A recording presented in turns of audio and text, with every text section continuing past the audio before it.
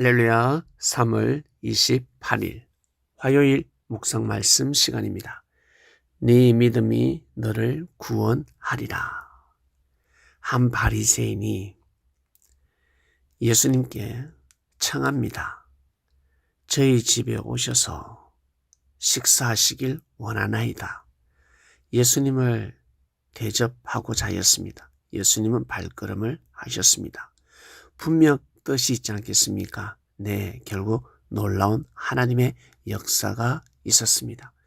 그 동네 한 여인이 예수님을 찾아왔습니다. 그 여인은 의인이 아니라 모든 사람들이 보기에 죄인이었습니다. 그런데 예수님을 찾아왔습니다. 빈손으로 오지 아니하고 300데나리온이나 되는 향료값을 들고 왔습니다. 예수님 뒤로 발 곁에 서서 눈물을 하염없이 흘렸습니다. 눈물로 예수님의 발을 적시고 자신의 머리털로 씻어드리며 그 발에 입을 맞추었습니다. 그리고 향유를 부었습니다.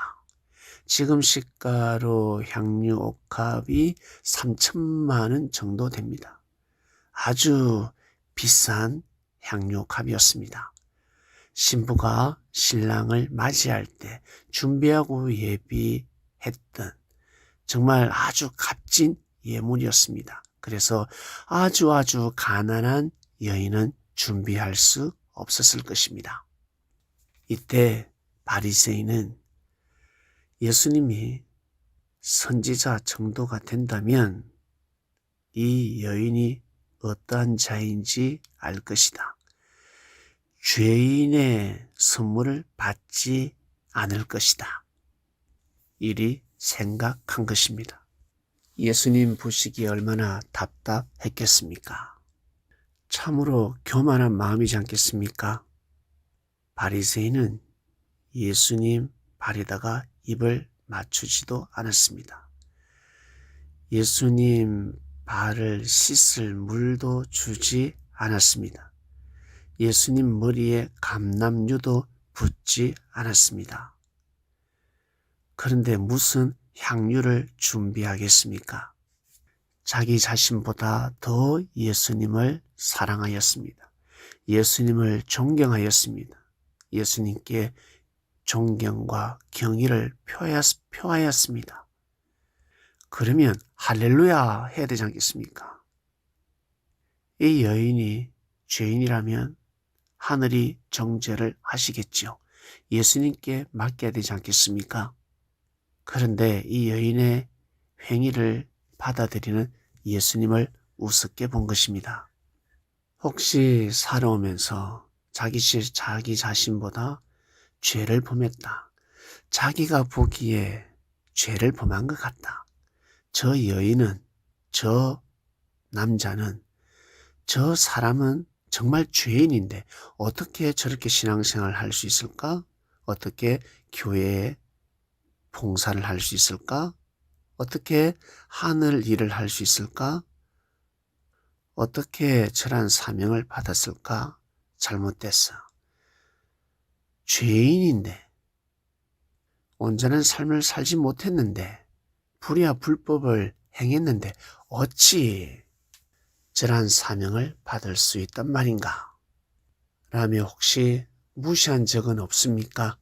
마치 바리새인처럼 바리새인이 이 여인을 무시한 것처럼 이 여인은 정말 예수님께 고개를 숙였습니다. 예수님께 주는 그리스도시요 살아계신 하나님의 아들이시나이다. 이러한 고백도 하지 않았습니다. 그저 감동대로 진실된 마음을 가지고 예수님 앞에 고개를 숙이고 무릎을 꿇었습니다. 결국 네 믿음이 너를 구원하였다 라는 말씀을 받게 됩니다. 이제부터 두려워하지 말고 불안해하지 말고 그 누가 뭐라 할지라도 의식하지 말라.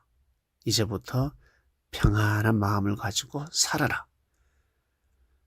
너에게는 구원이 예정되어 있다. 천국이 예정되어 있으니 두려워 말라라는 말씀을 하셨습니다. 할렐루야. 하나님 아버지 감사합니다. 네 믿음이 너를 구원하리라. 네, 우리는 죄인입니다. 죄인이기 때문에 더더욱 하늘 앞에 고개를 숙이는 삶을 살아왔습니다. 예수님과 밥을 먹고 생명을 함부로 정지하는 삶이 아니라 예수님께 식사를 대접하면서 생명을 함부로 정지하는 삶이 아니라 예수님께 무릎을 꿇고 그의 발에 입을 맞추고 아주 귀하고 귀한 향유를 부어드리는 삶을 살게 하여 주시옵소서. 그러한 자들이 되게 하여 주시옵소서. 그러한 자들도 있을 것입니다. 그러한 자들이 되지 못했다면 그러한 자들이 되게 하여 주시옵소서.